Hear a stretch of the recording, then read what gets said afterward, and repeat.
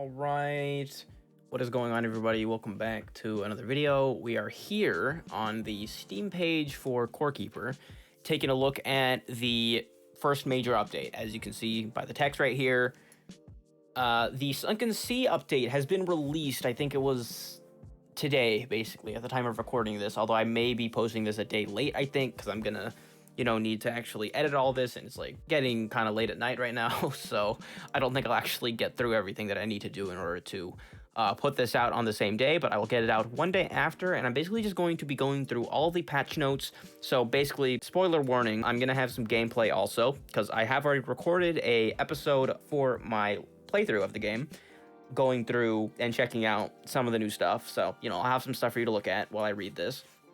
But I'm just going to be taking a look at all of the, at least the major stuff that they've added or changed, like balances and new items and enemies, bosses, all that stuff. You can already see this, and I assume that this is a boss. I can't see what else this would be. I mean, look at it. It looks pissed off. Like, that has to be something that has evil intent towards the player. And here we have the actual patch notes. We have new features, which, first of all, we have the new biome, which is the Sunken Sea, and then a sub-biome in the Sunken Sea called the Forlorn Metropolis. That's a very cool name. But we have new NPCs, being Omaroth, the Sea Titan, Omaroth, I don't know how you would say that, which is the next Titan boss, which are kind of like the main, I guess, storyline bosses for the game. And then we have Morpha, the Aquatic Mass, which is the side boss. We have 5 new enemies, being the Bubble Crab, Slippery Slime Blob, Tentacle, Caveling Scholar, and Core Sentries. 2 of these enemies I've already found, and you'll be seeing them in the gameplay that I'll be showing. There's a new fishing merchant that is found in the Azios Wilderness, and a new mushroom-like enemy that spawns in the dirt biome and from fungal growth. We have new mechanics, which is the Octarine workbench with new tools, crafting, and base building options. So that's like the new workbench, like it just said. Well, I'm so stupid. It's the new crafting station. Like, I just literally repeat what I say. We have boats. That's all that's said here. It's just boats as a new mechanic. Portals that can be crafted and placed in the world to teleport between, which I think is something huge, like, for this game, because the world can end up being massive, right?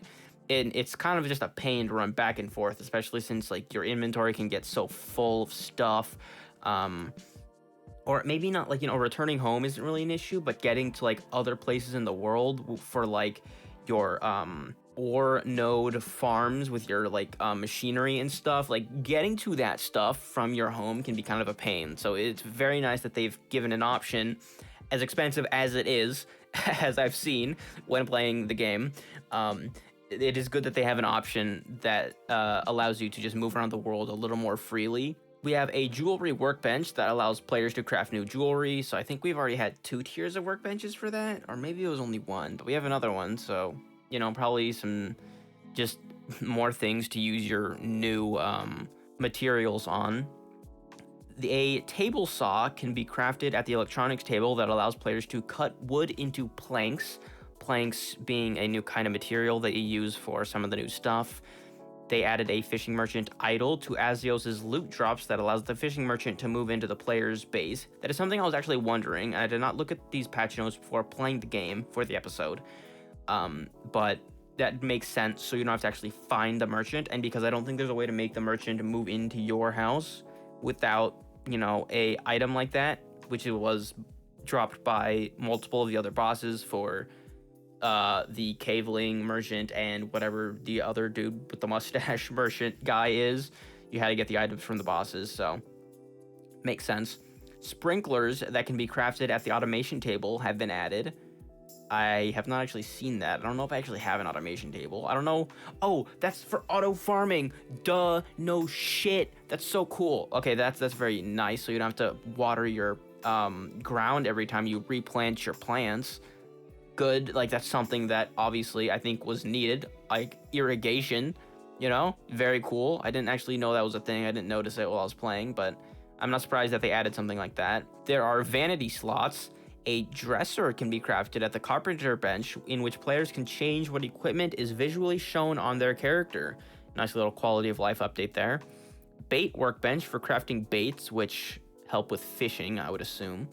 Map markers that can be placed on the map, so you can actually mark things on the map. I wonder if that can be seen by like other players too, because that can be very helpful for like multiplayer if you want to, like show something to your friends that like, hey, something specific is like right here. Players can now eat food, drink potions, place objects, and fight while in a minecart or a boat. You were kind of helpless in a minecart before, and you wouldn't really want to just be, moving around the ocean with these tentacles that can shoot things at you in a boat without being able to fight back, so that doesn't make sense.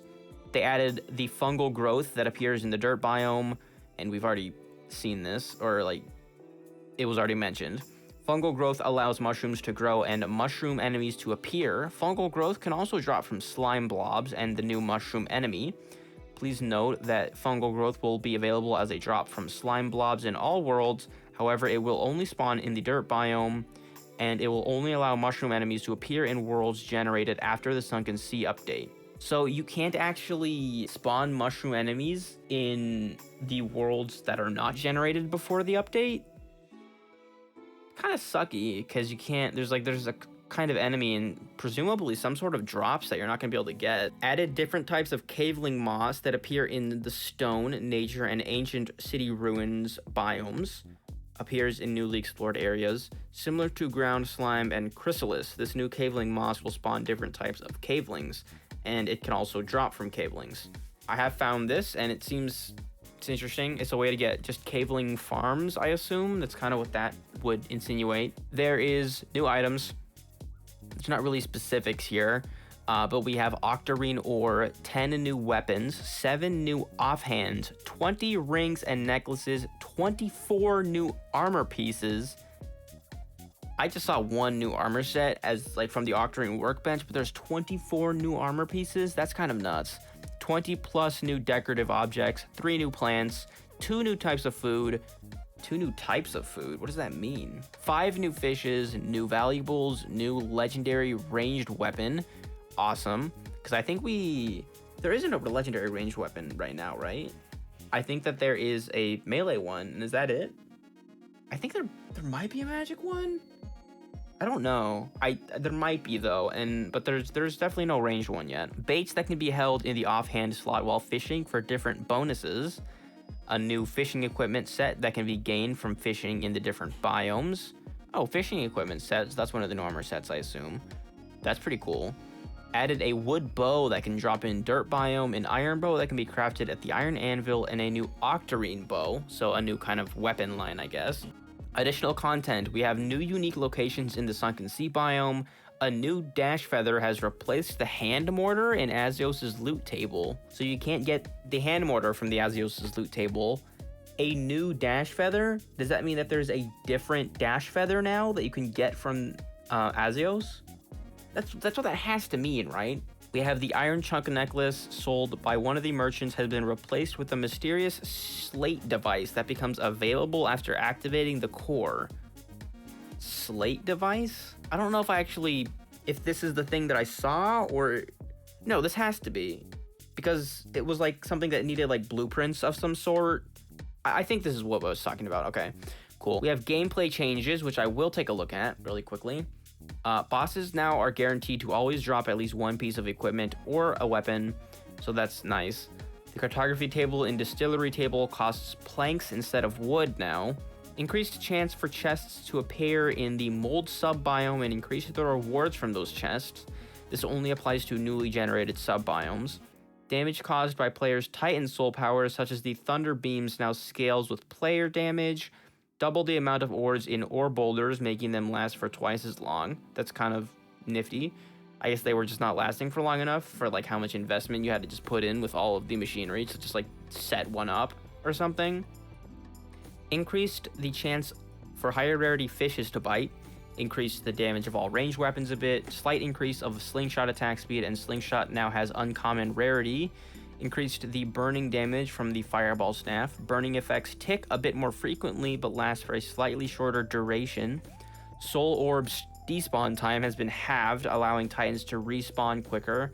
Okay, so you can fight the bosses like on repeat more easily to like farm for items. Halved the attack speed gained from Fast and Furious talent, so there was something busted in there, because that's a, like, I mean, having a buff is pretty crazy. Increased the range damage gained from the well-trained aim talent. Increased the health ratio at which Gorm enrages and starts attacking the player. So that is that a buff to Gorm, a little buff. The boss idol merchant now has 3 of each boss summoning idols in stock. This amount will update the next time the merchants restock their items after starting the game with this patch. Respawn immunity starts fading out when any action is attempted. Were people like abusing respawn immunity, I guess? That's kind of interesting. Merchants no longer drop all their inventory on death. Yeah, okay, that seems exploitable to some degree. Roots grow one piece at a time, but more often. The big larvas from the hive mother eggs can now destroy hive walls when chasing the player.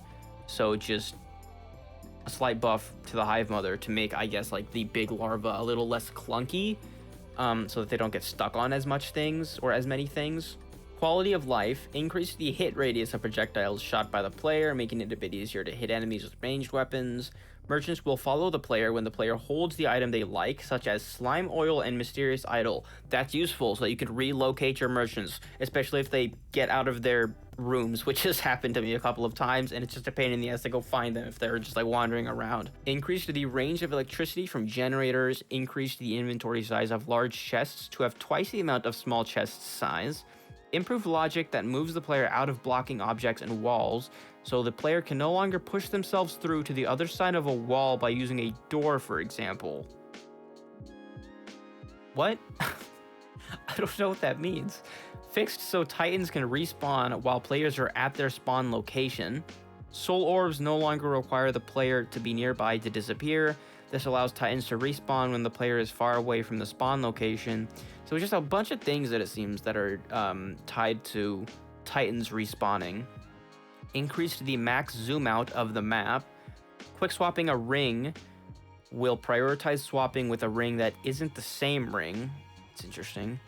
Added a border to the chat input field. Increased density of unique locations and areas of interest that spawn in the dirt biome. This only applies to newly generated areas. Adjusted the amount of wood gained from the roots in Azil's wilderness to match regular roots. I didn't know that you gained more wood from those roots. Gravestones can be placed in water. I don't know why that's a change that they made, but it is. And the rest of the stuff is for like art, audio, accessibility, the servers. There's some bug fixes. And I mean, like, there's a lot of bug fixes. I'm not really interested in going through those since it's not really core, or it's not really like super important to the overall changes that were made in the update.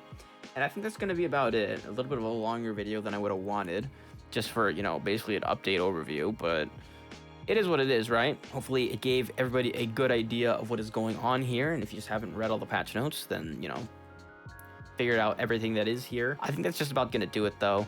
I just wanted to read over these the new patch notes and just go over everything that has been added, since I didn't even know everything that had been added either. So it was a first for me for a lot of that stuff. And yeah, hopefully y'all have fun playing the new update. I know that I am. Probably not gonna play the game a ton more, but I am excited for the next like few episodes of my playthrough and the next streams that I do with my friends to actually go and, you know, delve deep into this new biome and find all the new stuff. So yeah, that's gonna be all for this video though, and I shall see you guys in the next one.